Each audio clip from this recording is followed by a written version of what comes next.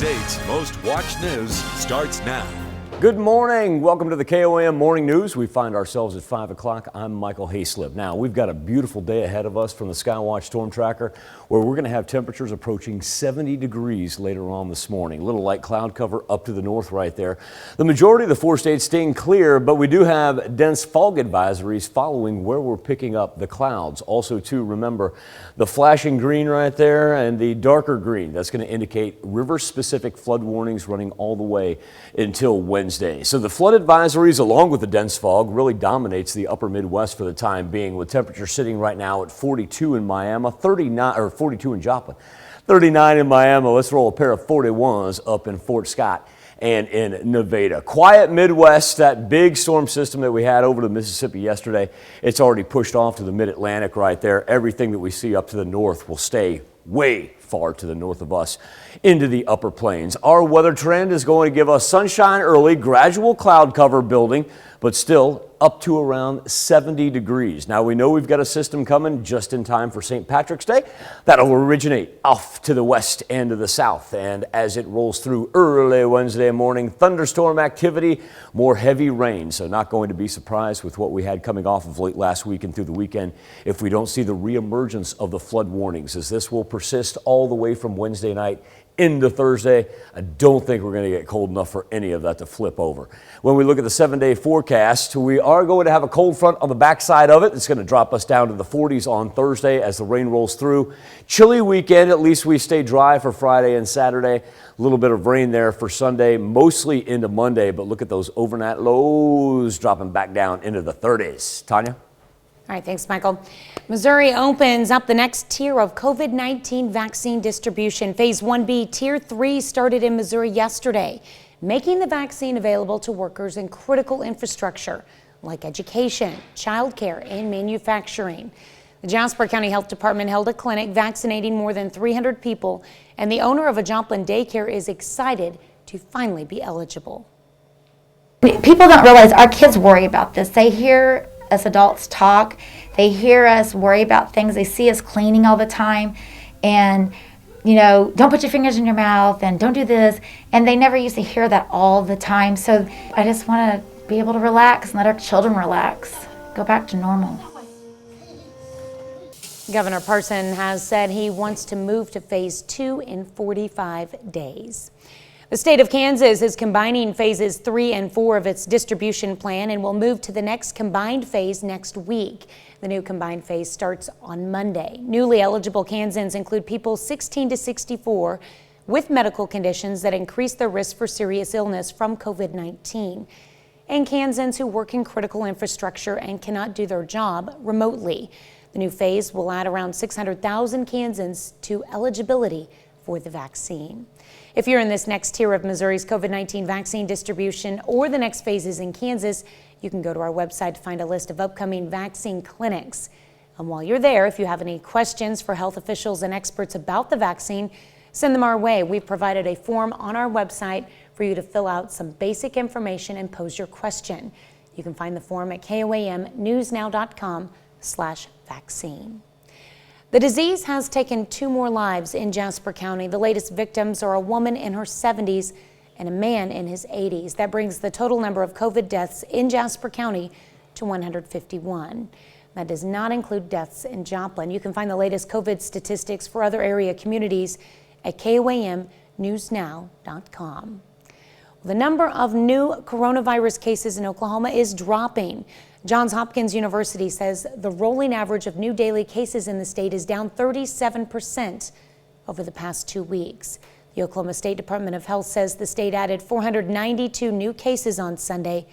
It currently has just under 12,000 active cases. One Joplin, a private nonprofit, has given the city its official report card. The report card uses data from local and national information sources like the census and the CDC to identify where Joplin stands on a number of issues. These range from health to income to education. Their executive director says the city received mostly low rankings, meaning worse than the national average.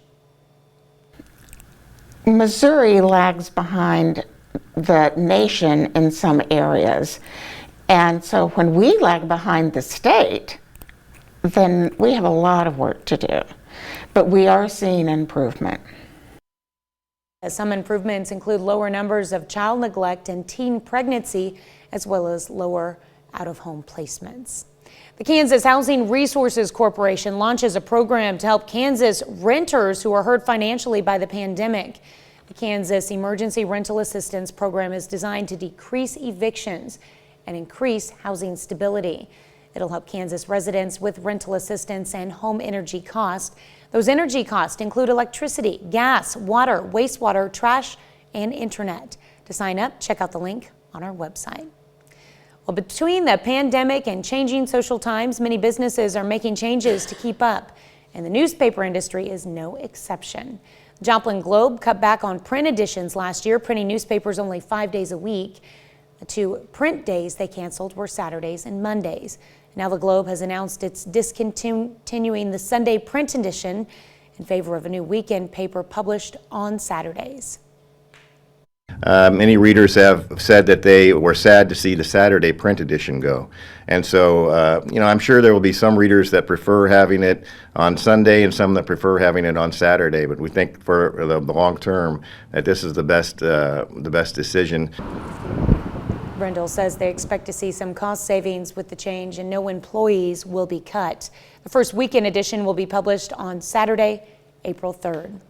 The Missouri legislature is in its spring recess, but when lawmakers return, they plan to take up budget discussions and a proposed gas tax increase.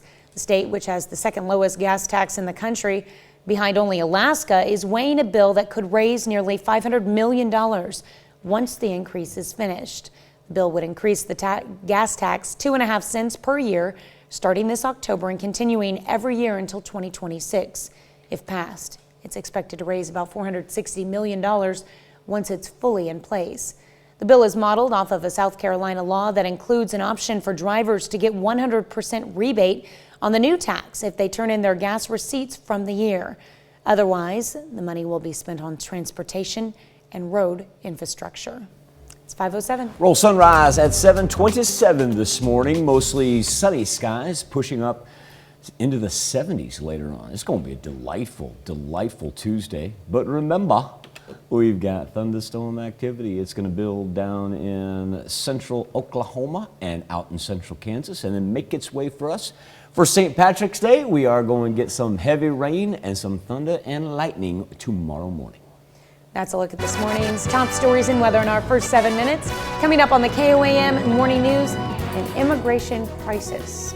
The number of unaccompanied children crossing the southern border reaches a humanitarian crisis. I'm Naomi Ruckham with the new plans from the Biden administration. Plus, a look into how Missouri Southern is preparing for their first and only football game of the spring under a new head coach. And with spring less than a week away, it's the beginning of allergy season. What doctors say you can do to help yourself throughout allergy season. You're watching the KOAM Morning News. More real news in the morning. We'll be right back.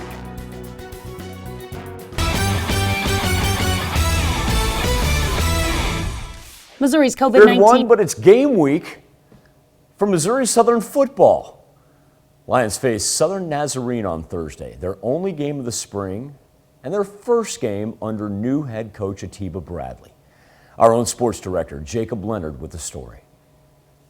Missouri Southern football is preparing for the rare game in mid-March. You away? Huh? Let's go. Let's go. Starting to get used to the fact that nothing is normal, and so you have to adjust. A lot of us haven't played a real football game since 2019. So we're just happy to get out here and get going. Nice and smooth. Rhythm. Yeah! Good rhythm. It will be the first game for Southern under head coach Atiba Bradley. I like the energy he has as a coach. I see Coach bouncing around all the time. Get down and get ready. Get down and get ready. Bouncing from drill to drill, and I'm really excited to see what we do in the field. Bradley was introduced as head coach less than 6 weeks ago. There's a lot of firsts out here. A lot of first-time guys playing. There's a first-time head coach that's been on the sideline for the first time. Stop doing that. No, that don't look good.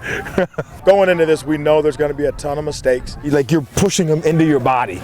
You got to push that thing away. But we're excited to learn from them. Thursday's game is a chance to work out the wrinkles before turning their attention to the real goal of competing in the MIAA. Don't get me wrong, I want to win every game and I want to win this game, but the most important thing for our football team is fall 2021. It's good to get our feet wet right now with this spring game, but I'm really looking forward to the games in the fall.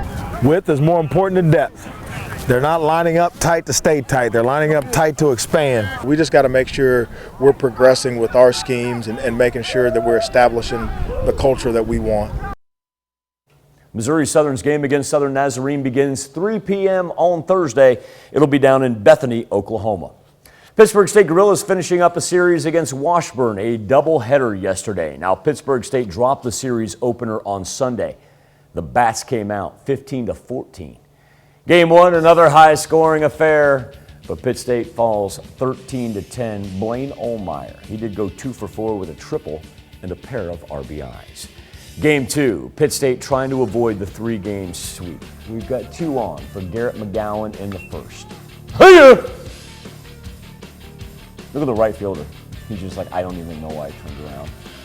3-run home run for McGowan. Gorillas first runs of the game. More in the first inning. Ryan Koval, man on first. Koval goes oppo. Clears the wall in right center. 2-run shot. Gorillas 3 home runs in the first inning. And another one from Blaine Ohlmeyer. Off the wall.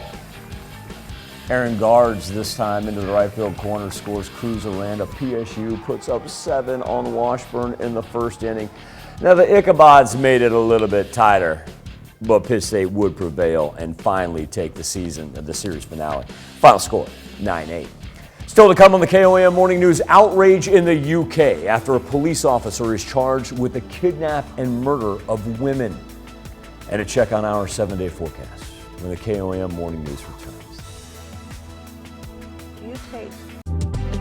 Sitting right at 5:17 on this Tuesday morning. Great time for weather on the 7s. The cloud cover mimics where we also see our patchy fog as you push down to the central and southern portions of the 4 states.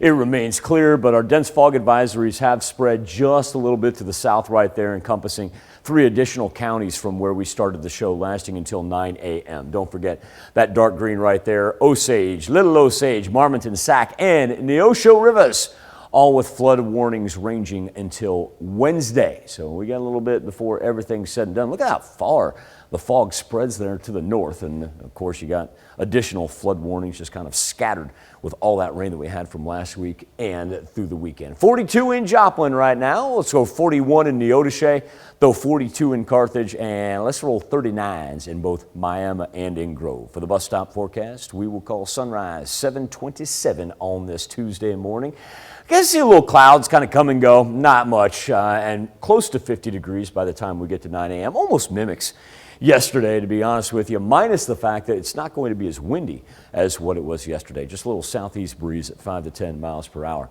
The big storm system that we had that rode the Mississippi River, it's now pushed off to the mid-Atlantic. Starting to see a little bit of thunderstorm development there down by the Gulf that's kicking in. Everything that we see in the upper plains, it will continue to stay to the far north of us. We're not going to see a whole lot of action until we look at developments that will happen in central Kansas and central Kansas and central Oklahoma. Now, that's not really going to start until this evening, but that's what we're going to keep our eyes on for St. Patrick's Day, because it is going to be a little rain-riddled middle of the week. But for our Tuesday, how about up around 70 degrees, even with the growing cloud cover? And of course, the nice thing about that is that clouds are going to trap in the heat that we did have. Our temperature is going to be extremely mild, even as we transition into overnight.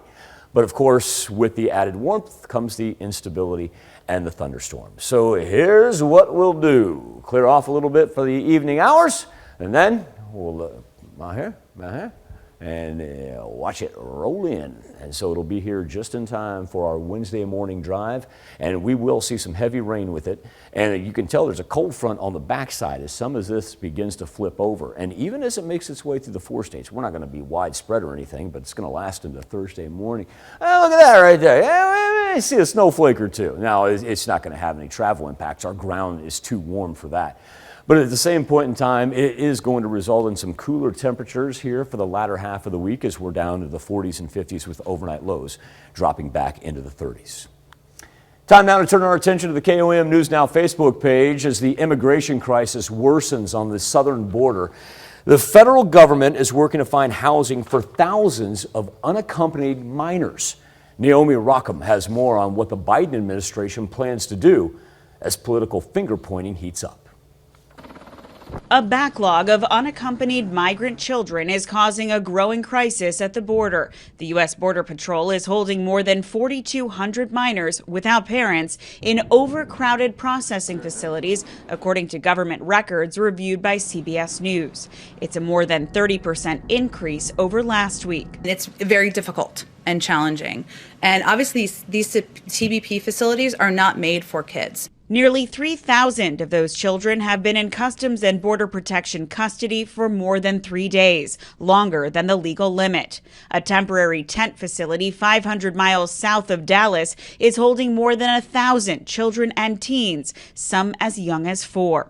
A lawyer representing some of the minors told CBS News the conditions were so overcrowded that the kids had to take turns sleeping on the floor. I can only imagine that the journey that they have been on has been scary and treacherous and something that we would never want for our own children. The federal government will now hold thousands of teenage boys at the Dallas Convention Center for overflow. A group of Republican lawmakers visited the border this week, blaming the Biden administration for the crisis. The sad part about all of this, it didn't have to happen. This crisis is created by the presidential policies of this new administration. We have a lot of critics, but many of them are not putting forward a lot of solutions. The options here are send the kids back on the journey, send them to unvetted homes, or work to expedite moving them into shelters. The Biden administration is now turning to FEMA for help battling logistical challenges for shelter and processing. Naomi Rockham, CBS News. House is expected to debate 2 immigration bills this week, one to protect dreamers, the other provide legal status for farm workers. Our question is, what do you think should be done about the border crisis? On the KOM News Now Facebook page, on the morning Insta poll, asking who's to blame for the border crisis. Let your voice be heard. KOMNewsNow.com/vote. Health Watch is next. Topping Health Watch this morning, more than 50 million Americans suffer from seasonal allergies each year. If you're one of them, you may already be feeling the effects. Pollen is beginning to pop, but what you do now can help you throughout allergy season. Mandy Gaither has more. It's that time of year again. Spring is in the air, literally. Here we go with our next several months of pollen season. Tackle your allergies early before symptoms start. Do your doctor recommended therapy about 1 to 2 weeks before pollen season, says Dr. Flavia Hoyt, an allergist at National Jewish Health. The idea there is really to just kind of get ahead of the inflammation, not let the inflammation start up so that you're not kind of chasing your tail throughout the season. It's especially important to protect your lungs now during the pandemic. Dr. Hoyt says allergies don't appear to put a person at higher risk for more severe COVID-19, but she says when your airways are inflamed, you're less able to clear viruses. The lower the inflammation in the airway, the better the airway can function. And part of that functioning is really clearing anything that comes in the nose that needs to get pushed back out. And since some allergy symptoms can overlap with those of COVID-19, Dr. Hoyt says to call your doctor if you have any questions. If you have any concerns, any new symptoms, any symptoms that feel weird, different, more severe than normal, certainly we can help guide you through understanding, is this allergies, is this possibly COVID-19? For Health Minute, I'm Mandy Gaither. Doctors say it's also important to know what triggers your allergies. Minimizing your exposure to those triggers can also help. Well, a mother's diet during pregnancy could have a long-term impact on her child's weight. A study in the American Journal of Clinical Nutrition used data collected from food questionnaires. Diets that may increase inflammation were associated with faster BMI growth rates in children ages 3 to 10, and lower adherence to a Mediterranean diet was associated with higher BMI through adolescence. That's a look at some of today's top health stories. You're watching the KOAM Morning News. Let's go ahead and break open the fresh air forecast. It's been a while since we've done that because we had all that rain last week. It's going to be absolutely gorgeous today, even with building clouds, still able to make it up into the 70s. Delightful March Tuesday.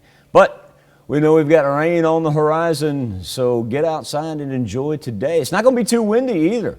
That's a great thing about today, because tomorrow, just in time for the morning drive, here comes the thunderstorm activity working its way in from the west and southwest. Going to roll through, going to be kind of an all-day affair that'll last into Thursday morning. Watch this. You can see a snowflake or two up to the north. No, it's not going to impact travel. The latest on the Skywatch weather app. Your state's most watched news starts now. Good morning and welcome to the KOAM Morning News. It's 5:30. I'm Tanya Bach. Enjoy the warm, dry day today because we have more rain on the way tonight heading into tomorrow. Here's Michael with a check on your forecast. Hang on there. He's almost ready. Right. If he can keep his sleeves buttoned, he'll do the weather. Skywatch storm tracker with some cloud cover up to the north, and that's exactly where we're also seeing dense fog advisories running until 9 o'clock this morning. Of course, the dark green, those are our river-specific flood warnings that still persist all the way into the middle of the week. The dense fog stretching into the upper plains, rather impressive this morning. Our visibility numbers not too bad, and our temperatures, while chilly, are going to warm up and warm up quickly. 39 in Oswego, 42 in both Joplin and Carthage. How about 41 in Chanute and Iola? Sunrise 7:27 on the bus stop forecast, and a little southeast breeze. Not going to be too windy. It's going to be a delightful Tuesday because we're able to warm up and do so without having a blustery wind that we're accustomed to when we get a nice spring day.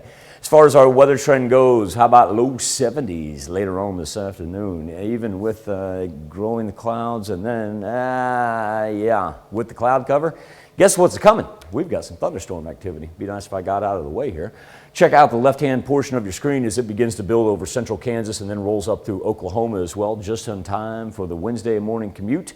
And as it rolls through, we're going to have heavy thunder, some lightning, some rain for sure. I'm not going to be surprised if we don't have extended flood warnings after this, because it comes through all the way into Thursday morning. And watch a little bit of this try to flip over right there. It's not going to impact our travel. Our ground is too warm. I can see a snowflake up in our far northern counties, though.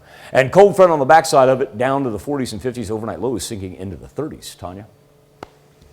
Gonna get chilly at night again. Ooh. I'm looking forward to that. Hello, leprechaun. Hey, warm today, though. We'll take it. Blame the leprechaun. Don't blame Mother Nature. And take it out on my woman. I'll keep that in mind. He's supposed to be lucky, though. Even with the rain, maybe we'll get some luck. I'll take it. Yeah, but see, I keep her on my good side. Mm-hmm. Because you know the saying, happy wife, happy life, right? The weather dudes, we just say happy Mother Nature, we're good to go. Yeah, and then you don't get complained at. Because they don't complain about her, they complain about you. Right. Exactly right. We know how it works. All right, thanks, Michael. Well, the state of Missouri moves to the next step in COVID vaccine distribution. The state yesterday moved to phase 1B, tier 3, which includes workers in the education sector, daycares, critical infrastructure, and others. Jasper County Health Department has hit the ground running, vaccinating more than 300 people Monday morning and afternoon. The director says they're ready to get the vaccine into arms.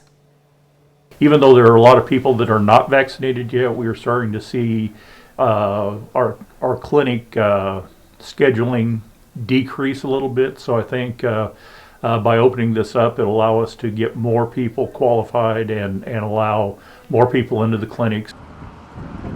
Governor Parson has said he wants to move to phase 2 in 45 days. City of Joplin gets low grades on a new report. Every year, Joplin 1, a local nonprofit, releases a report card full of community indicators of well-being for the city. Now, this year's report showed low rankings for Joplin. KOAM's Bronte Sorotsky identifies Joplin's most pressing issue from that report. The City of Joplin just received their 2020 community report card with mostly low rankings. The report was done by One Joplin, a private nonprofit that describes himself as the glue bringing together nonprofits, businesses, and government entities to solve community issues. Ashley Micklethwaite, executive director of One Joplin, says the information on the report comes from data mining through local and national public information sources, such as the Census, Department of Health, the CDC. This data was then used to display areas where Joplin needs improvements. Each category was ranked using a traffic light system. Just think about a stoplight. So if it's red, we need to stop. We need to be looking in both directions. If it's yellow, which is a caution, then it could be improving or it could be declining. And then green is, hey, we are on track. The categories ranged anywhere from health to income to education, where Joplin received mostly red and yellow lights. But the biggest issue Joplin currently faces is housing. Housing. Safe, affordable housing. She says to combat this issue, the city needs more social services. For example, the Economic Security Corporation just finished building and opening up the bungalows. It's that type of work and housing that we need in Joplin. Debbie Markman, Resource Development Director at the Economic Security Corporation in Joplin, says the city needs to take action. It would be great if we could get wages up so that folks then could afford their housing themselves. Markman adds that bringing up lower income neighborhoods will contribute to Joplin's health overall. In Joplin, Bronte Sorotsky, KOAM News. Joplin city officials declined to comment about the city's report card. Between the pandemic and changing social times, many businesses are making changes to keep up, and the newspaper industry is no exception. The Joplin Globe cut back on print editions last year, printing newspapers only 5 days a week. The 2 print days they canceled were Saturdays and Mondays. And now the Globe has announced it's discontinuing the Sunday print edition in favor of a new weekend paper published on Saturdays. They expect to see some cost savings with the change, and no employees will be cut. Many readers have said that they were sad to see the Saturday print edition go. And so, I'm sure there will be some readers that prefer having it on Sunday and some that prefer having it on Saturday. But we think for the long term that this is the best decision. Brindell says they expect to see some cost savings with the change, and no employees will be cut. The first weekend edition will be published on Saturday, April 3rd. That's a look at our top news stories coming up this half hour on the KOAM Morning News. A look at the diverse representation of Native American characters in cartoons, the positive impact the characters have on children. Plus, the Vatican decrees the Catholic Church cannot bless same-sex unions. We'll have details, but first, it's 5:37. Temperatures rising up into the low 70s later on this afternoon. An absolutely gorgeous Tuesday with thunderstorms on the horizon that'll be here in time for Wednesday morning. A little St. Patrick's Day rain action is going to carry us into Thursday, and a cold front dropping us down to the 50s by the end of the week. Be back with World Watch next. Wake up with hope. Topping World Watch, there is growing outrage and concern about women's safety in Britain after the killing of a woman. Yesterday, London police are being denounced for using force to control a weekend vigil over the death of Sarah Everard. The 33-year-old disappeared on her way home late last night. A police officer is charged with kidnapping and murder. As Holly Williams reports, protesters say too many women are at risk and they've had enough. Angry protesters gathered outside Britain's Houses of Parliament last night. Sarah Everard's killing has touched a nerve in this country, igniting grief but also frustration that women must still fear for their lives on the street. Like the lady. These students told us it could have happened to them. 2 years maybe after Me Too movement, we thought that maybe we'd make some progress with women's rights, with women being safe. Well, actually, I think the murder made us realize that we're not actually there. Sarah Everard was last seen walking home along well-lit roads. A week later, her remains were found, and a serving police officer was charged with her murder. Sarah was strong and principled, her family said in a statement, a shining example to us all with the most amazing sense of humour. Dead women is a thing we've all just accepted as part of our daily lives. In Parliament, one lawmaker read out the names of women killed here in the last year, where a man has been convicted or charged. Bruce Williams. 118 of them. Kelly Fitzgibbons, killed alongside her 2 daughters. At this makeshift memorial near where Sarah disappeared, there was a vigil on the weekend. Even Kate, the Duchess of Cambridge, made a private visit to lay flowers. But later on Saturday night, the police tried to break up the crowd. The vigil was against lockdown rules, but their heavy-handed tactics and these images have horrified the nation and helped fuel more protests last night. Sexist police on our streets! Sexist police off our streets, they shouted. This time, the police officers just stood and watched. The government here has now called for a review of police tactics used at the vigil. The UK is one of the most gender-equal countries in the world, but 97% of women aged 18 to 24 here say they've been sexually harassed, according to new research. Holly Williams, CBS News, London. The Vatican decrees the Catholic Church cannot bless same-sex unions. The two-page decree released on Monday and approved by Pope Francis says the Church welcomes and blesses gay people, but cannot bless their union since God, quote, cannot bless sin. Catholic teaching holds that marriage between a man and woman is part of God's plan and is intended for the sake of creating new life. Pope Francis has endorsed providing gay couples in same-sex unions with legal protections, but that is for civil protections only. That's a look at some of your biggest headlines from around the world. Let's toss it over to Michael for our Something to Talk About. Thank you, Tanya. This morning on the KOM News Now Facebook page and our morning Insta poll, FEMA is going to help manage the flood of unaccompanied children at the border. With the current situation we have, we asked you what should be done about the border crisis. Kenny Kimmel, club member, he says hotels and motels have been doing it for years. Put up big neon signs that say no vacancy or minors must be accompanied by an adult. Roy Brooks says, ain't Trump's fault. Another club member, Michelle Piscini, says, my heart aches for these kids, each and every one. To think their life is so horrible where they are from and being alone at the border is better. She says, let alone to tell your kids, the baby you gave birth to make this journey alone. She says, saying this, I understand the issue.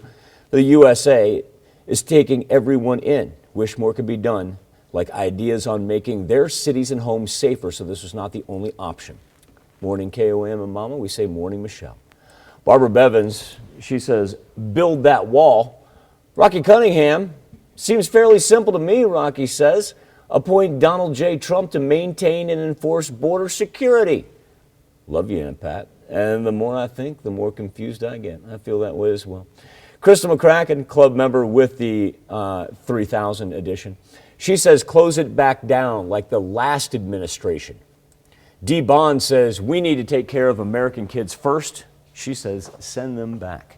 As far as our Insta poll goes this morning, right now, as far as who's to blame for the current border crisis, 80% say the current administration, and it's a runaway vote on that. Only 8% say the previous administration, 12% say neither. Nobody so far has said both. You can make your voice heard. Go to komnewsnow.com/vote. We'll be back with the news you need to know before you head out the door right after this. It's a check of today's top headlines, the news you need to know before you head out the door.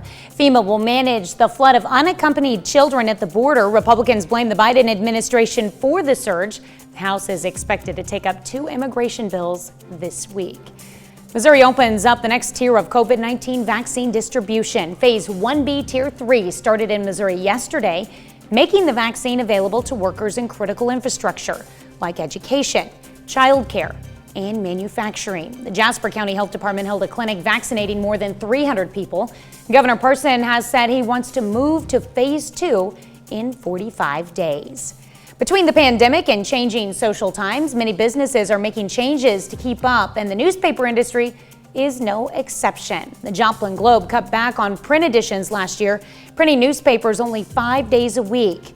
The 2 print days they canceled were Saturdays and Mondays.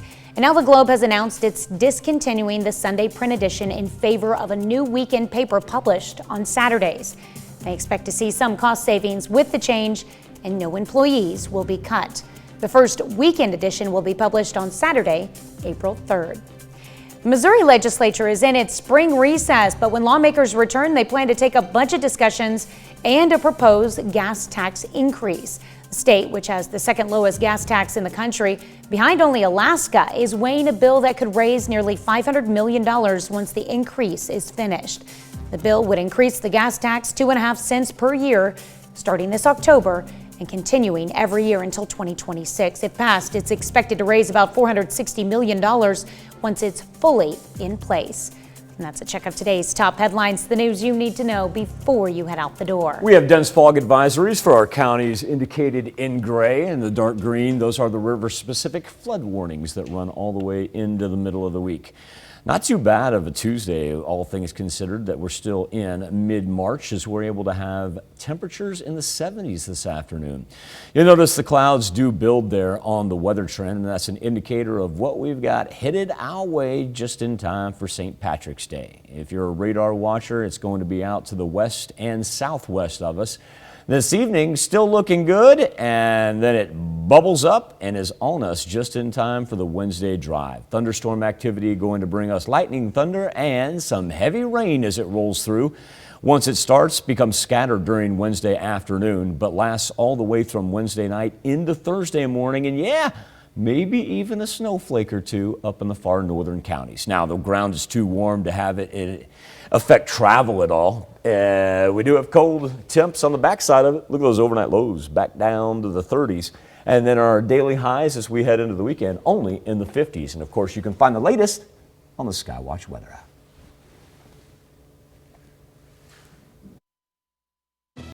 During a time when the country is examining racial stereotypes and diverse representation in entertainment, more than ever, positive Native American characters like Nickelodeon's Charles Little Bull and PBS's Molly of Denali have emerged. Michael George takes a look at the impact these new characters are having on young audiences.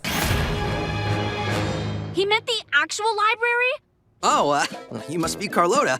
I'm Charles Littlebull. Meet Charles Littlebull, one of the first Lakota characters to be featured in a national animated TV show. Welcome to my favorite spot. I love the smell of books. And grad students who haven't showered in days. Charles is a Native American grad student who loves tutoring. He recently made his debut on the Casa Grandes, a comedy series on Viacom CBS's Nickelodeon channel, and he's already getting noticed. He looked good and he looked nice. He was very handsome looking and smart. 8-year-old Wichani and 12-year-old Omaka are fans of the show. He was very positive, and I liked how they kept him like that and how they presented him as being smart. Crystal Echohawk is founder of Illuminative, which works to promote positive representation of Native people, who for decades have often been invisible in media or portrayed as racist stereotypes. For our children, those kind of harmful representations, the science shows that it causes increased depression, anxiety, suicidal ideation. Native American youth face tremendous challenges, including the nation's highest suicide rate and extreme poverty. The Lakota Reservation, Pine Ridge, is home to 2 of the country's 5 poorest communities, with a school dropout rate of 70%. The ability, to see Charles is going to really give, young viewers the opportunity to see a Native American in a way that I think that they're going to be able to look up to him as a role model. Let's get this party started. There's going to be a quiz later. I think it's changing. And I think eventually it'll be way better.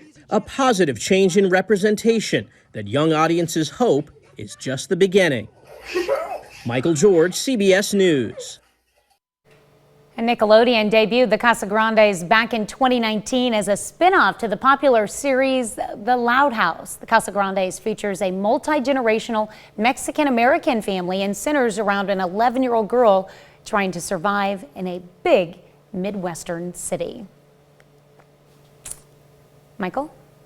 Yeah, I'm not Facebook. We can pop up the camera. This is funny. Let's let everybody behind the picture. This is me right here. And then I got this computer right here, and I can't log on to my Facebook right now. I've got the post up, okay? This is called Let's Make Fun of Michael Time. What's a FOD advisory? Oh, But you can't get in to edit it till you But I log in. can't log in to change it. Oh, it's one of those times when you just can't remember So your password. this is a segment we call Let's Make Fun of Michael, because not only can he not spell, but he's not technologically savvy enough to figure out how to get it and change it. So what I'm going to do is I'm going to go to commercial break. I'm going to call Mr. Zuckerberg. I'm going to be like, what up, Mark? He's going to be like, what up, Slip? I'm going to be like, I need to change this. And he'll then, just log in for you. And then I'm going to there you come go, back Michael. and read some comments. Sounds like a plan. Next. Ha! Look at that. Called Mark Z. I said, Mark, here's the deal. I got to log in and I got to change FOD to FOG. He's like, no problem, Slip. I got your back. Michael Hayslip on Facebook. Michael Hayslip, Koam. Same forecast that you can find there on the Skywatch weather app, and it's spelled correctly now. So we all feel better about that. On the KOM News Now Facebook page, our morning question and Insta poll. What do you think should be done about the border crisis? Will Batiste, he says, finish the wall and enforce our border. Derek Lawson, I get your post. I just got to get to commercial break after this.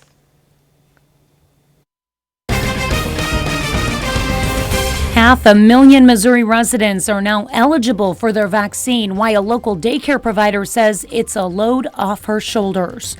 Plus, low marks on Joplin's annual report card, what the city needs to improve to better their score for next year.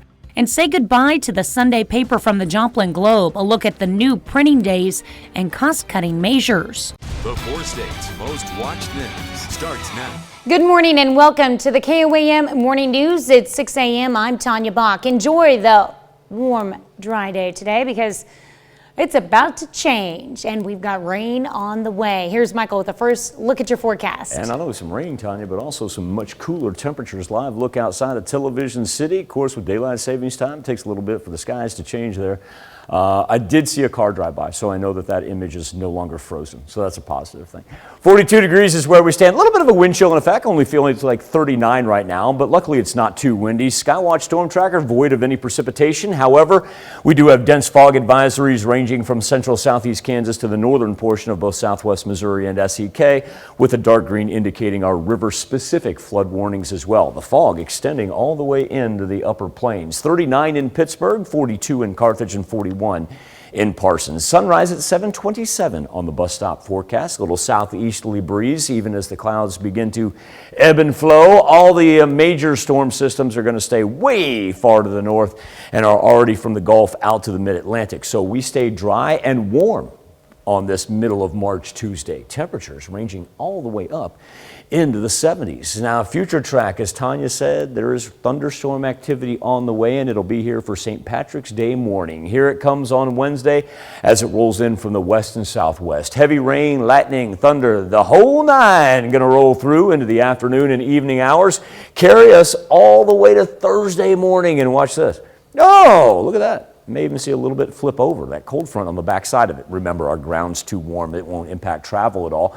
But then our overnight lows drop back down into the 30s in what's setting up to be a chilly weekend. Tanya? Missouri opens up the next tier of COVID-19 vaccine distribution. Phase 1B, Tier 3 started in Missouri yesterday, making the vaccine available to workers in critical infrastructure like education, childcare, and manufacturing. The Jasper County Health Department held a clinic vaccinating more than 300 people, and the owner of a Joplin daycare is excited to be finally eligible. People don't realize our kids worry about this. They hear us adults talk. They hear us worry about things. They see us cleaning all the time and, you know, don't put your fingers in your mouth and don't do this. And they never used to hear that all the time. So I just want to be able to relax and let our children relax, go back to normal. Governor Parson has said he wants to move to phase 2 in 45 days. State of Kansas combines phases 3 and 4 of its distribution plan and will move to the new combined phase this coming Monday. Newly eligible Kansans include people 16 to 64 with medical conditions that increase their risk for serious illness from COVID-19, and Kansans who work in critical infrastructure and cannot do their job remotely. The new phase will add around 600,000 Kansans to eligibility for the vaccine. Well, with changes in trends and technology come changes to habits and schedules. The Joplin Globe announced it'll no longer have a Sunday paper starting in April. KOAM's Chris Warner explains what's next for the paper. Some big changes are coming to how the Joplin Globe handles its weekend publications. There soon will be no Sunday print edition. Everything that we have in the Sunday paper, including all the comics, the TV section, all the advertising inserts, readers will now get on Saturday instead of Sunday. Joplin Globe publisher Dale Brindle says the decision was made after considering a number of factors. Many readers have said that they were sad to see the Saturday print edition go. And so, I'm sure there will be some readers that prefer having it on Sunday and some that prefer having it on Saturday. But we think for the long term that this is the best decision. Brindle says they've also had readers complain about not having local sports available in print on Saturdays, especially high school football. Gary Campbell and his wife are longtime Globe subscribers, and the Sunday paper has been a tradition for them, a tradition that's going to look a bit different now. Well, yeah, it will, yeah. But if we're going to get it on Saturday instead of Sunday, that'll be all right, Brindle says Sunday news won't go away, it'll just transition. So yeah, we're going to have an e-edition online only for Sunday. We're going to call that the Sunday Update, and that will have all the news from Saturday. In Joplin, Chris Warner, KOAM News. Brindle says they expect to see some cost savings with the change and no employees will be cut. The first weekend edition will be published on Saturday, April 3rd. One Joplin, a private nonprofit, has given the city its official report card. The report card uses data from local and national information sources like the census and the CDC to identify where Joplin stands on a number of issues. These range from health to income to education. Their executive director explains what they're looking for with this report. We do a community report card every year. And what's important about that and our report card is we don't just look at it 1 year at a time. So we're looking for trends. She says some of their data goes as far back as 2012, which gives a look at whether the city is showing improvements or not. Missouri legislature is in its spring recess, but when lawmakers return, they plan to take up budget discussions and a proposed gas tax increase. The state, which has the second lowest gas tax in the country behind only Alaska, is weighing a bill that could raise nearly $500 million once the increase is finished. The bill would increase the gas tax 2.5 cents per year starting this October and continuing every year until 2026. If passed, it's expected to raise about $460 million once it's fully in place. The bill is modeled off of a South Carolina law that includes an option for drivers to get 100% rebate on the new tax if they turn in their gas receipts from the year. Otherwise, the money will be spent on transportation and road infrastructure. A new condominium complex is being developed on the only habitable island at the Lake of the Ozarks. According to developers, the reserve at Isla del Sol will be a 5-story condominium. It's being developed at mile marker 3 at the lake. On their website, developers say residents will be enjoying a panoramic lake view, lakeside pools, splash playground for kids, a dog walking area, and can purchase a dock slip with their unit. That's pretty cool. 6:07. Yeah, that's cool. In the words of Mike Tomlin, since our cameraman Brett is from Pittsburgh, Pennsylvania, splash. Yeah, that's right, splash. All the way up into the 70s today, partly sunny skies. Thunderstorm activity building overnight. It will be on us for St. Patrick's Day. And once the rain begins tomorrow morning, it's going to last until Thursday morning. Check out the cooler temps on the backside. Highs only in the 50s to end the work week with overnight lows dipping back down into the 30s. Tanya? All right, that's a look at this morning's top stories and weather in our first 7 minutes. Coming up on the KOAM Morning News, a cause of concern. The COVID-19 vaccine is reaching more Americans, but new variants are still a concern. I'm Naomi Ruckham with why spring break travel is top of mind for health leaders. Plus, a house was constructed using a 3D printer. Why builders say it could slash the cost of buying a home. And our own Jesse Irwin heads back to the Independence Zoo to introduce us to some little guys from down under. You're watching the KOAM Morning News. More real news in the morning. We'll be right back. In Money Watch this morning, prices for new homes are on the rise, but there's a new kind of home going on the market that some say could change that trend. Michael George introduces us to 3D printed homes. This ordinary-looking home could lead to a revolution in real estate, not in the design, but how it was built. You are sitting in a 3D printed 1,900 square foot structure. Kirk Anderson of construction tech company SQ4D showed us this Long Island model home that was made with a 3D printer. We should be able to do our part of the build in about 8 days or less. So what does it mean to print a house? Well, a robot stacks layers upon layers of concrete, literally building from the ground up. SQ4D is constructing a similar residence nearby that's already for sale. The 3-bedroom, 1,400 square foot house is listed for $299,000. Homes of comparable size in the area come with a price tag around $100,000 higher, and often much more. Of course, the printer can't do all the work. It can build about 40% of the structure, and then workers have to do the rest. But even that 40% can drastically lower construction costs. This process can save you about 20 to 30% on an overall build. Other home builders are using 3D printers as well. The company Icon in Texas works with nonprofits to provide low-income housing.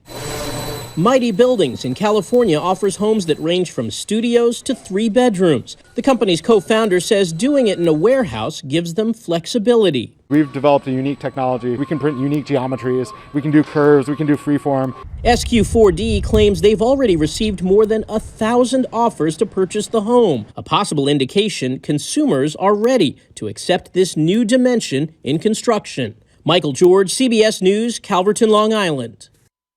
Federal Aviation Administration is extending its zero-tolerance policy for unruly passengers. There have been more than 500 reports since December, most related to travelers who refuse to wear a mask. The policy skips counseling or warnings, moving right to fines up to $35,000 and prison time. The extension is likely to last at least as long as face masks are required for air travel. Rosalind Brewer took over as CEO of Walgreens yesterday, making her the only black woman currently heading a Fortune 500 company. She's also now only the 3rd black woman ever to hold such a role. Brewer was previously Starbucks Chief Operating Officer and Group President. Congratulations. Well, a new study published in the journal Food Quality and Preference suggests people are more likely to say they enjoy wine if they are told it's expensive, no matter what the real price tag is. 140 blind tasters were given 3 versions of Italian wine labeled at different price points. When asked to rate the intensity of each, as well as how much they enjoyed the wines, the more expensive wines were considered better tasting. When they were given cheaper wine that they were told was actually 4 times more expensive than it was, they rated it more, quote, pleasant. In addition, when given an expensive wine that they were told as cheap, the taste ratings remained the same. Interesting. That's it for Money Watch. We'll be right back. Roll a little weather on the 7th. Come on now, daylight. About time to kick in a little bit now. We got a ways before we get to sunrise. 42 degrees is where we stand outside the mothership right now. A little traffic picking up. Everybody on their way to enjoy a delightful Tuesday. What's up, Panther? Talking to Jesse Irwin as he makes his way into the studio. Clear on the Skywatch storm tracker with some dense fog that is sitting up in the northern portion of the 4 states. Dark green indicating our river-specific flood warnings that last until the middle of the week. We've got the Osage, Little Osage, Marmonton, Sac, and Neosho rivers, all still waiting to crest from the rain that we had late last week into the weekend. Fog stretches all the way into the upper plains, rather impressive in geographic scope. 42 in Lamar, 41 in Parsons, 39 right now in Anderson. That aforementioned sunrise will be here at 7:27 over Joplin on the bus stop forecast. Close to 50 degrees there by the time we hit the 9 a.m. mark. So at least we are going to warm up and warm up rather quickly, even though from the color contour, you see, you go, wow, is it going to be one of those chilly days? No, it's going to be absolutely delightful. We're going to bank it up around 70 degrees later on this afternoon and do so even with building cloud cover. Now, the big thing is going to be what develops develops tonight into tomorrow morning. Out to the west and southwest, thunderstorm activity will present itself just in time for St. Patrick's Day morning and the commute. And once it begins, we'll have the lightning, the thunder, and the heavy rain that will last through the afternoon, evening, and carry us into Thursday as well. Look at that. May even see a snowflake or two in the far northern counties. Ground's too warm, won't affect any travel. But cooler temperatures on the backside as we find ourselves in the 50s there to end the work week and begin the weekend. Now, over to the aforementioned Pittsburgh Panther, our own Jesse Irwin. Thank you, sir. Well, our friends at the Ralph Mitchell Zoo in Independence, Kansas have been introducing us to all sorts of friends that they have, and their residents are, there's a wide range of people that are living at the Independence Zoo. And last time we met Shadow the emu. Well, next stop, guess zoo. Well, here at the Independence Zoo, I know that there are emus, and we met Shadow and Alan, but their neighbors are wallabies? Yes, right here we have our Tamer wallabies, or Dama wallabies, depending on what you want to call them. We have 3 girls and 1 boy.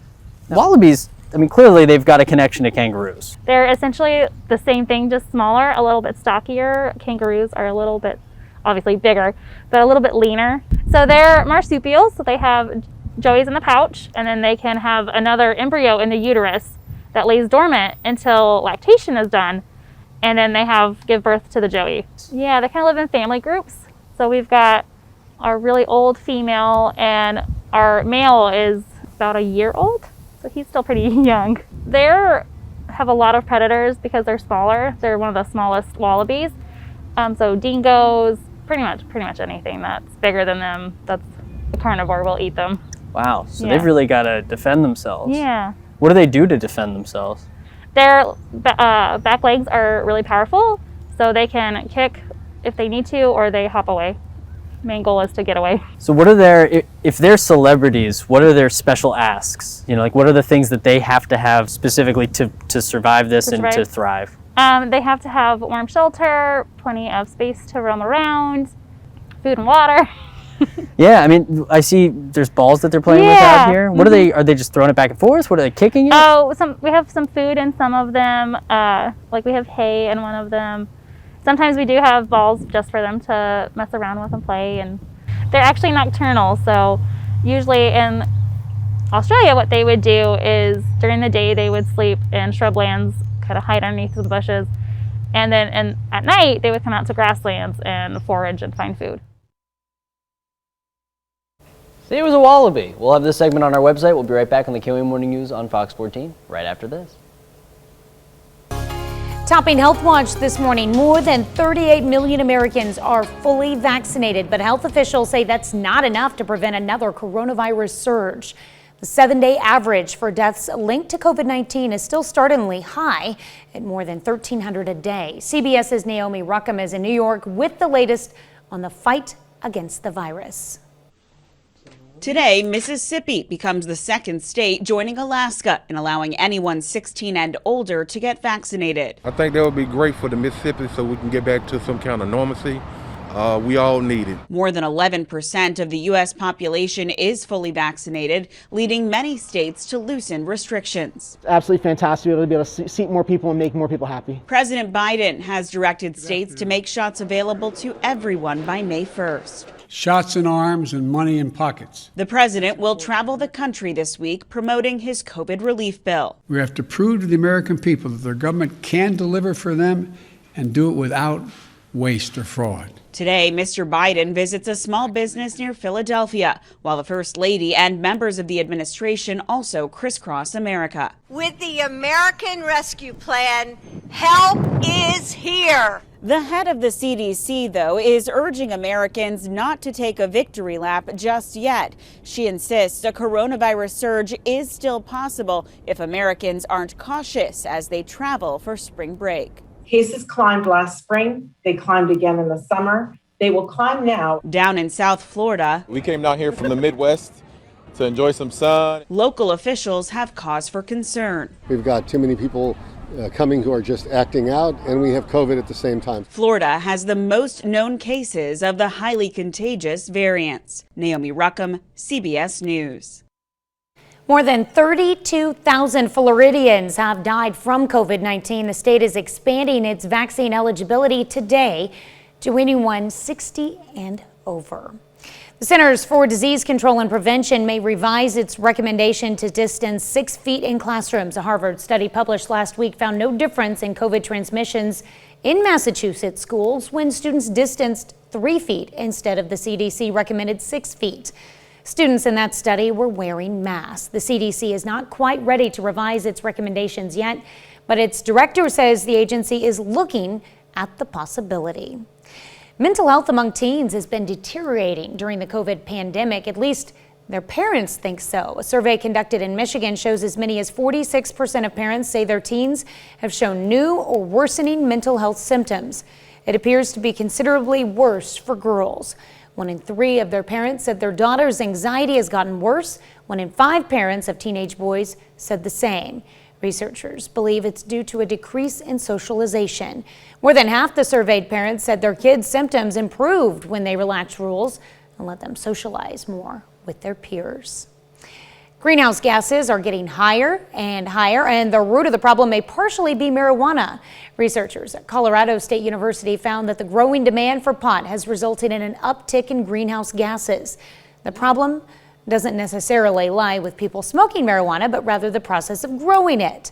The study found there's a jaw-dropping difference between artificially producing pot and growing it in a greenhouse or outdoors. From the natural gas used to control the environment to the high-intensity grow lights, artificially manufacturing weed makes at least 100 times more carbon dioxide than growing it naturally. That's a look at some of today's top health stories. You're watching the KOAM Morning News. Who knew? I did not. Highs in the 70s later on this afternoon, partly as sunny skies, and it's so delightful that we're able to have a nice little March warm-up without having to fight a strong wind, just southeast 5 to 10 miles per hour. Now remember, overnight we've got thunderstorms a-cooking out to the west and southwest, and they will be on us for the St. Patrick's Day drive, and they'll last all the way into the Thursday hours, all the latest on the Skywatch weather app. 500,000 Missouri residents are now eligible for their vaccine, while a local daycare provider says it's a load off her shoulders. Plus, low marks on Joplin's annual report card, what the city needs to improve to better their score for next year. And say goodbye to the Sunday paper from the Joplin Globe, a look at the new printing days and cost-cutting measures. The 4 states' most watched news starts now. Good morning and welcome to the KOAM Morning News. It's 6:30. I'm Tanya Bach. Enjoy the warm, dry day today because, well, there's more rain on the way. Here's Michael with a check on your forecast. Why you gotta jump ahead? Why can't we just enjoy a gorgeous Well, four-state that's why you morning? gotta enjoy it now, because you can't do it tomorrow. That was actually You got outdoor stuff that was to a do? shout out to our producer Allie Simon right there, who wrote that intro for you. And I was just like, everybody, slow down. We've got thunderstorms coming for St. Patrick's Day, but we've got a gorgeous Tuesday ahead of us. Okay. Outside the mothership right now, still waiting on sunrise. Of course, we've got to wait until about 7:30 these days with daylight savings time. 42 degrees is where we stand. Feels like 39 though. A little bit of a wind chill in effect, but a clean Skywatch storm tracker. No precipitation, just some dense fog. And our visibility numbers really not too bad. Of course, the dark green indicating our river-specific flood warnings that last all the way to the middle of the week.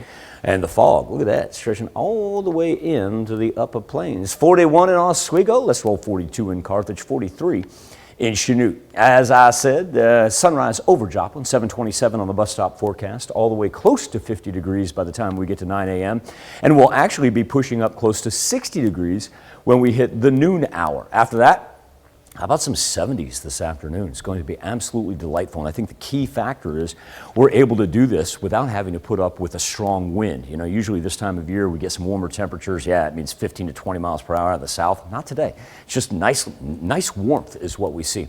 Okay, tonight into tomorrow. Here we go. Thunderstorm activity going to build out to the west and the southwest. It'll roll through. It'll last all day long. As a matter of fact, it'll carry us into Thursday morning. And we could see a little bit of it turn over into a snowflake or two. Now, our ground is too warm to impact any of our travel, but you will see cooler temperatures there as we end the work week. So, as Ms. Bach informed us, today is the day to take advantage of. That's right. See how it brought it all together. Got those things you need to do, or you don't want to deal with the wind or the rain? today. I've got a list. You know, all things considered, because we were harping on this late last month and early this month, if you have limbs, ground is wet, moist, it's not windy, may want to take care of everything today. Yeah. If you get what I'm saying. Yes. Call your fire department, double check with them. Double check with them, but I'm saying conditions we don't have any elevated fire concerns today is what I'm trying to say. We've been waiting for that day. Yes, a lot of people have been waiting for that day. Pretty sure. All right, thanks, Michael. Well, more than 500,000 more Missouri residents are now eligible for COVID-19 vaccines. The state moved to Phase 1B Tier 3, expanding eligibility to those who work in critical infrastructure, like education, childcare, or manufacturing. KOAM's Zach Dodge has why workers at a local daycare are ready to get their first doses. Bleach, Lysol, hand sanitizer, and more bleach. You could smell the Lysol when you came in. Woo, knocks you on your socks. Tabitha Bailey Wilson and everyone else at Dinosaur Academy in Joplin has been doing all they can to keep themselves and the kiddos they care for safe and healthy. They've taken every safety precaution you can think of and have done it religiously for the last year. That's a long, long time of wearing masks.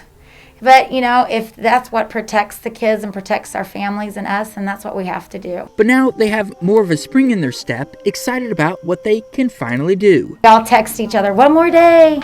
You know, one more day, and it'll be Monday's coming. So we're all going tonight after we get off work to go get our shot. The next phase of distribution has opened up in the state, and the Jasper County Health Department has hit the ground running. We had one scheduled today and we have another one scheduled on Thursday. Both are booked so far. Administrator Tony Moore says they're getting regular vaccine shipments and more pharmacies and other vaccinators are getting vaccine. So they're ready to get things done, vaccinating more than 300 people on Monday. I think there's still some reluctance on the vaccine in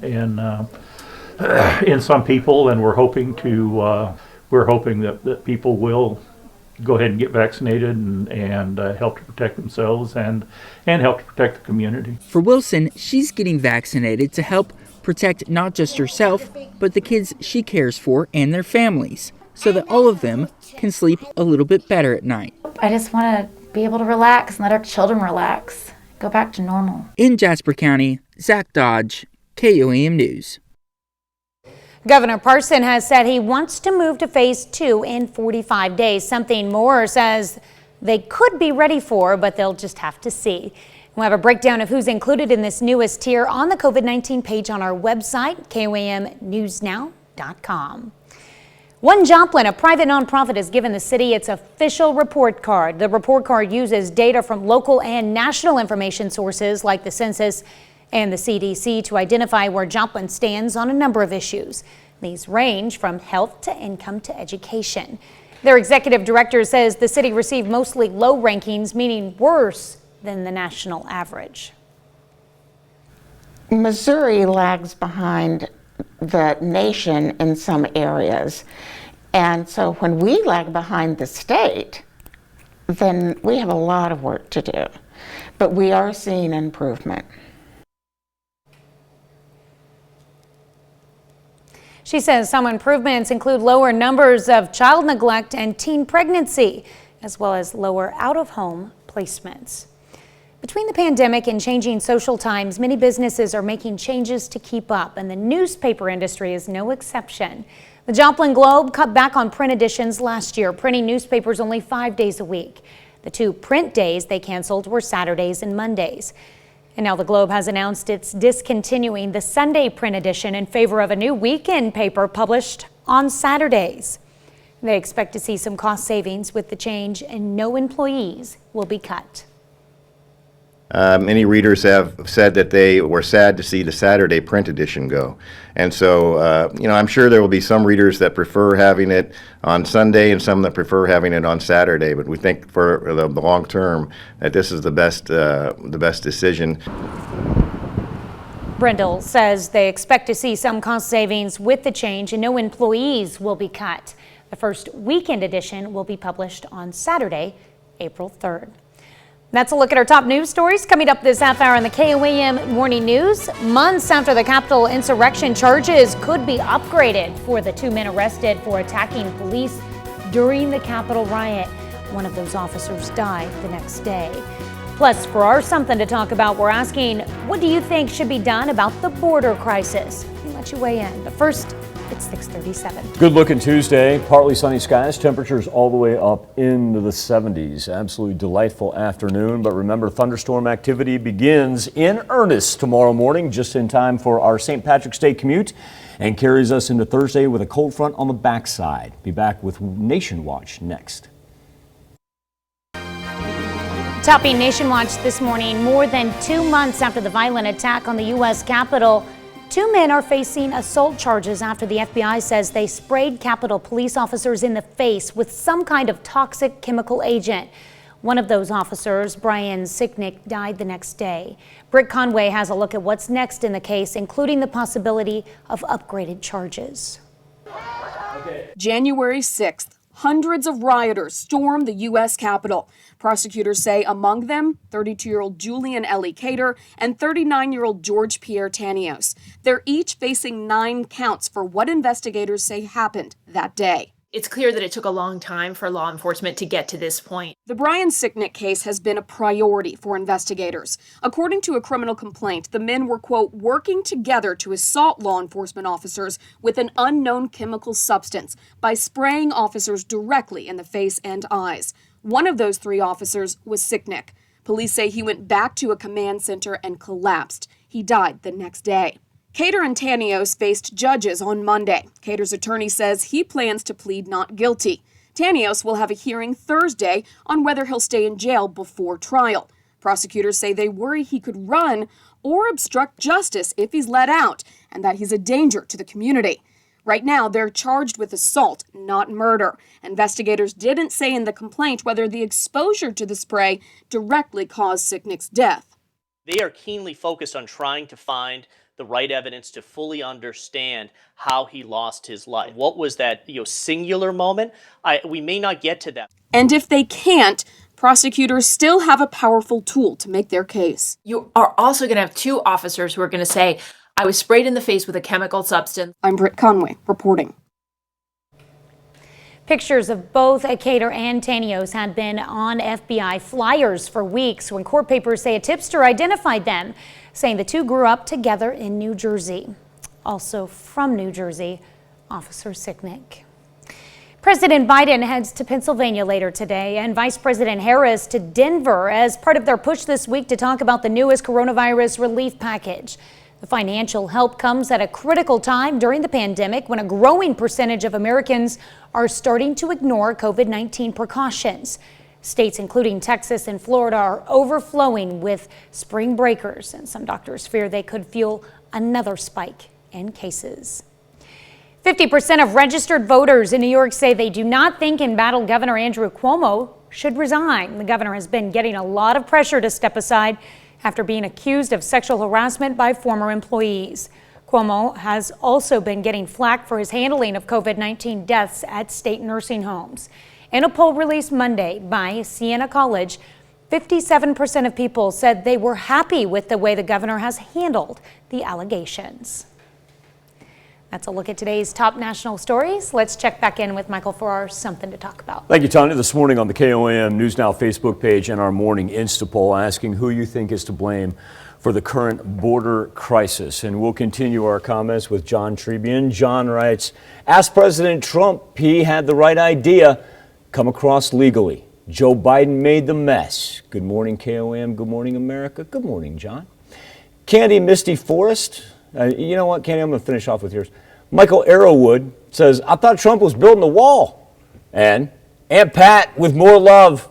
We love Aunt Pat too, I think, at KOM now. Candy Misty Forest. The Native Americans, indigenous people, could not stop the Europeans from coming over and stealing their land, families, and lives. So when they couldn't be killed off, they overpowered them and put them on reservations. Some still live in poverty on these reservations, so good luck stopping people who want to come to America. As far as our Insta poll goes this morning, right now, 76% of you say it's the current administration's fault for the current border crisis. You can make your voice heard. Go to komnewsnow.com/vote. Be back with birthdays and anniversaries right after this. We take this time to honor today's four-state hero. Howard Pollock, who was a member of the United States Air Force. His hometown, Mulberry, Kansas. We're proud to salute Howard Pollock, our 4th state hero. We say we get this birthday list started with, what a beautiful name, Legacy Kelly. And what a great picture right there. I would love to know who took that picture. That is absolutely gorgeous. Legacy, a happy 1st birthday from all of us here at KOAM. The big girl is in Galena. All right. Jordan Lansdowne celebrating birthday number 15. There we go, Jordan. Along with a pretty decent catch there. There Jordan we go. is in Carthage. Happy birthday. All right, once again, as I like to tell all of our anglers who send in photos, next time you're headed out, my man, you hit me up. I'll just go ahead and put the poles in the back of the truck. And that way I got them wherever we go. Anthony Cable celebrating a 16th birthday. That's a sharp-dressed dude right there. Happy birthday to you and Mr. Anthony in Anderson. Danny Dutton turning 59 years old this year. Hope it's a great one for you, Danny, in Joplin. Steve Headley celebrating his 64th birthday. A very happy birthday to Mr. Steve. He is in Uniontown. And Melissa Dunning. Melissa, a happy birthday to you in Joplin. Does my good friend Nathan have one more for me? Yeah, he does. Nathan, you were the best for getting Miss Kylie on. Now, all right, little background. She's like an extended member of the Hayslip family, as the Osterman clan tends to be. And Miss Kylie, you don't know this, but I actually remember your mother, God bless her, walking around before you were even born in hot summer heat, carrying you, and now you're 8 years old. I want you to have a marvelous birthday, kiddo. You are something to behold, and know that we love you. The entire Hayslip family loves you very, very much. And so a happy birthday to Kylie Osterman. Now here's Tanya Bach with a very important birthday announcement. That's right. You can be a part of the KOAM Birthday Club by going to our website and signing up. And once you do, you'll get special deals from local businesses. Go to KOAMnewsnow.com and sign up for the KOAM Birthday Club today. Special shout out to our good friend Nathan running our Chiron, or graphic, I should say graphics. I shouldn't use the lingo. Running our graphics this morning for making that happen. Nathan, you are the best, my man. We're starting to see the skies break up as far as our cloud cover goes, and what a cool sight that is. That's a live look outside of Television City right there as the sun begins to creep over the horizon. We find ourselves with a little bit of a wind chill in effect, 42 degrees, feeling like 39. The nice thing is it's not going to be too windy today. That's a look at the Skywatch storm tracker, void of any precipitation. I'll throw on the satellite coverage. We'll give you an idea of exactly what we're looking at cloud cover wise. Now everything out to the west and the south is going to head our way. So the clouds are kind of going to ebb and flow today. But first things first, we need to get rid of this dense fog advisory up to the north. It's supposed to last until 9 a.m. Really, our visibility hasn't been too bad. But at the same point in time, remember, this dark green indicates those river-specific flood warnings. So whether it be the Osage, the little Osage, the Marmonton, or the Sac River throughout southwest Missouri, and then ranging throughout southeast Kansas down into northeast Oklahoma, that is the Neosho. Now, the flood warning for the Neosho, as far as running from Parsons up to Erie, that has been lifted, but we're still going to run from Oswego and the bridge down into the Commerce, Miami area. Give you an idea of exactly what we got cooking in the Midwest right there. 39, in Welch, 41 in Nevada. Let's roll 43 in Monette. Not a whole lot of differential in temperatures, no matter where you are. Bus stop forecast with sunrise at 7:27, up close to 50 degrees by 9 a.m. And why stop there when we can throw up some 70s later on this afternoon?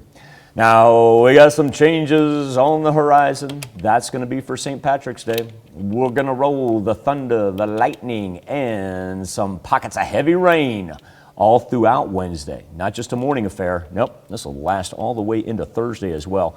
Colder temperatures on the backside. Daily highs only in the 50s. Overnight lows dropping back down into the 30s as we head toward the weekend. We'll be back with more KOAM Morning News. Wrap this edition up right after this. Here's a check of today's top headlines, the news you need to know before you head out the door. FEMA will manage the flood of unaccompanied children at the border. Republicans blame the Biden administration for the surge. The House is expected to take up 2 immigration bills this week. Missouri opens up the next tier of COVID-19 vaccine distribution. Phase 1B Tier 3 started in Missouri yesterday, making the vaccine available to workers in critical infrastructure like education, childcare, and manufacturing. Jasper County Health Department held a clinic vaccinating more than 300 people. Governor Parson has said he wants to move to Phase 2 in 45 days. Between the pandemic and changing social times, many businesses are making changes to keep up, and the newspaper industry is no exception.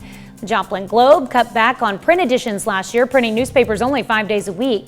The 2 print days they canceled were Saturdays and Mondays. And now the Globe has announced it's discontinuing the Sunday print edition in favor of a new weekend paper published on Saturdays. They expect to see some cost savings with the change, and no employees will be cut. The first weekend edition will be published on Saturday, April 3rd. The Missouri legislature is in its spring recess, but when lawmakers return, they plan to take up budget discussions and a proposed gas tax increase. The state, which has the second lowest gas tax in the country, behind only Alaska, is weighing a bill that could raise nearly $500 million once the increase is finished. The bill would increase the gas tax 2.5 cents per year starting this October and continuing every year until 2026. If passed, it's expected to raise about $460 million once it's fully in place. That's a check of today's top headlines, the news you need to know before you head out the door.